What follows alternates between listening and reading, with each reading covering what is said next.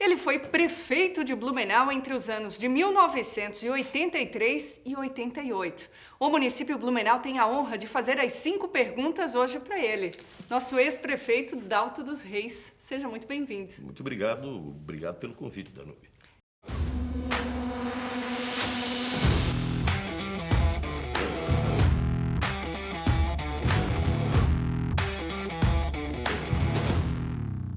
Então, começo já falando de uma coisa que chama atenção até hoje, de um fato histórico que Blumenau passou, que foram as enchentes de 83 e 84, justamente no seu período à frente da Prefeitura de Blumenau. E, principalmente em 83, o senhor ficou 30 dias dentro da Prefeitura. Como que foi isso? Olha, assumimos em fevereiro, a enchente começou em julho. E foi terminar em agosto, exatos 32 dias. E nós ficamos ali confinados, convivendo ali com 600 pessoas ao longo de praticamente 32 dias. Não arredamos pé dali. E ali nós presenciamos muitas coisas assim.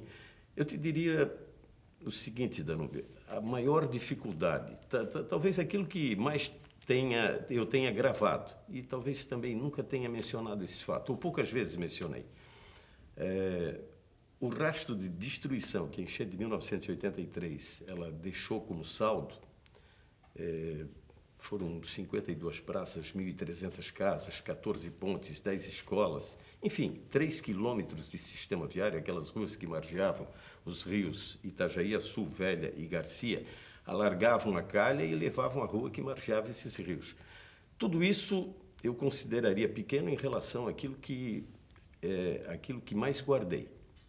Foi a fome que eu vi o ser humano passar dentro do prédio da Prefeitura Municipal de Blumenau ao longo daqueles 30 dias, daquele mês inteiro que nós ficamos ali praticamente confinados. Até porque estavam ilhados, não tinha para onde ir, a comida não chegava. A dificuldade de chegar o alimento ali era tão grande que, no final de tudo, eu lembro que muitos subiam na figueira que estava de frente ao prédio da Prefeitura, que estava de frente ao prédio, e cortavam aquelas folhinhas, cortavam tipo chucrute e se alimentavam daquelas folhas. A árvore praticamente foi depenada. E essa cena de ver o ser humano passar fome, ele se transformar exatamente em qualquer animal, principalmente no cachorro que defende a comida quando recebe algo, aquilo mais me marcou. Como esquecer alguém passando fome, né?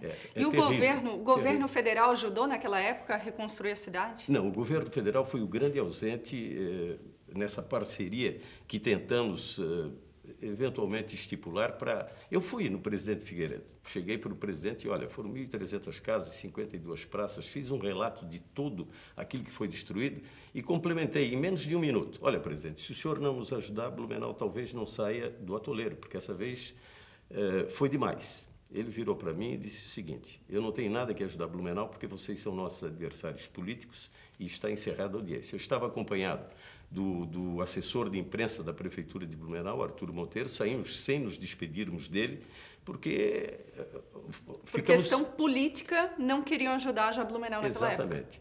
Mas eu faria, Danube, uma ressalva. A grande reivindicação que Blumenau tinha em relação ao governo federal era exatamente a construção da barragem norte, aquela que seria no município de Ibirama, que hoje é município de José Boatê.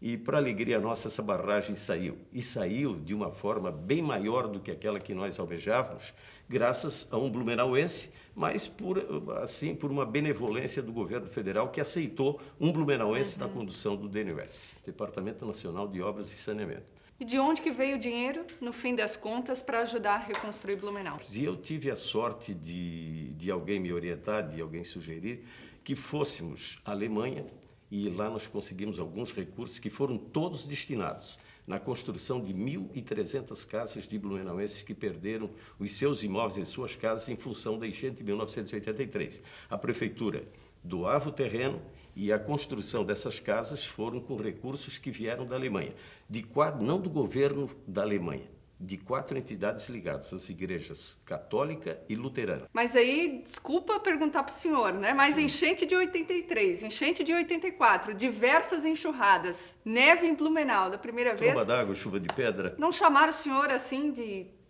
sei lá, tem muito azar esse cara? Pé não. frio?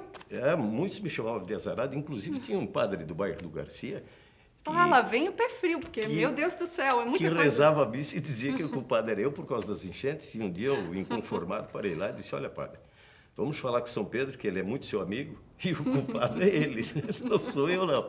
Eu me viro naquilo que posso. É porque eu assumi em fevereiro e a enchente começou em julho, alguns meses depois, né? Agora eu quero saber, sempre tive essa dúvida. Blumenau atingida em 83, em 84 pela enchente, parecendo uma cidade fantasma, destruída, e daí o senhor vem com a ideia da Oktoberfest. Como isso? Confiança é tudo na vida. Firmamos parcerias com pessoas confiáveis. Escolhemos a pessoa certa para o resto de nossas vidas a partir da confiança. Tem que ter confiança para arriscar. Tem que ter confiança para dar o primeiro passo. Até para as coisas simples da vida é preciso ter confiança. Faça o seu implante com quem é de confiança.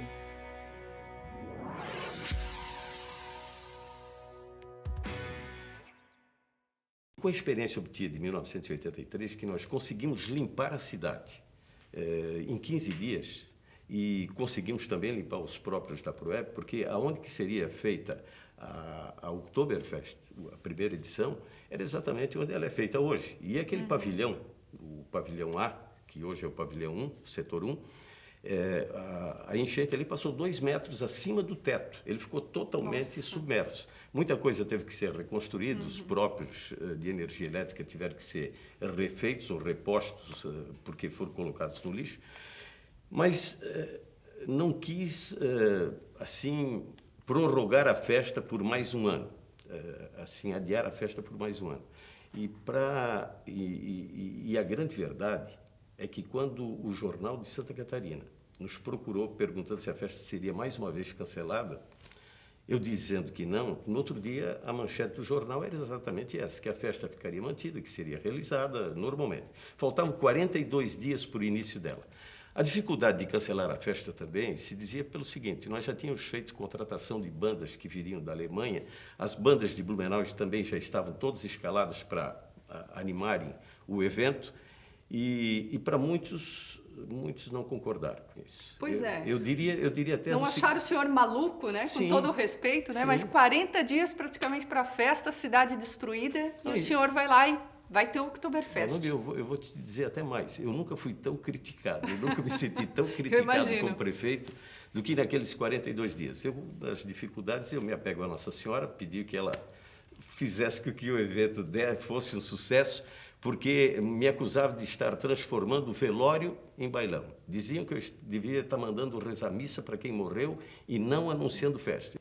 Eu só tranquilizei quando nós abrimos o primeiro barril, que começou a distribuição de chopp, e depois de um rápido discursinho, o governador da época, o Espiridião Amin, estava junto, ele falou e eu falei, e nós estávamos num ponto mais elevado e eu vi um mar de cabeças. Era tanta gente no primeiro dia da abertura da festa que eu fui para casa e dormi tranquilo. Foi a primeira tranquilidade que eu tive depois da enchente em relação ao evento Oktoberfest. Ou seja, sucesso desde o início. E naquela época o senhor imaginava que seria o sucesso que é hoje? Olha, eu já imaginava... Não, na primeira edição, não. A maior festa alemã das Américas. E eu comecei a acreditar quando na quinta edição, hoje o público da festa é em torno de 500, 600 mil pessoas. Quando nós chegamos na quinta edição, nós chegamos a 1.089.000 presenças. Era muita público coisa. demais. A partir dali eu achei de que era algo irreversível acabar com a festa, se eventualmente outro partido político viesse administrar a prefeitura, como muita coisa desapareceu, eu achava de que era humanamente possível alguém dar um freio e acabar com a Oktoberfest. Agora o senhor sempre estudou muito, foi um aluno exemplar, inclusive um dos melhores de Santa Catarina, sempre muito engajado em várias causas. Voltaria, por exemplo, a ser candidato novamente? Olha, eu acho que eu passei da idade. Eu estou com 73 anos. Mas lógico que isso nunca foi descartado. Quem milita na política sempre... Mas eu acho que tem muitas pessoas aí com menos idade, com mais disposição e com mais pique, talvez, hoje. Embora eu acho que a experiência também, de certa forma, contemporiza muito o fator idade. Hoje eu teria até mais experiência, mas essa vontade não passou não, sendo sincero. Quem sabe então? Sendo sincero. Quem sabe então, logo a gente tem a novidade por aí? Pelo menos discutir essa sucessão a gente vai. Dalto, muito obrigada pela tua entrevista. Parabéns, né? Todas as pessoas que sempre lembram do teu mandato, falam obrigado. da tua questão da humanidade, da forma como você tratava as pessoas. Então, uma honra hoje ter você aqui do meu lado. Posso te abraçar? Pô, a honra foi minha, Danúbia. Muito obrigada por tudo, tá bom?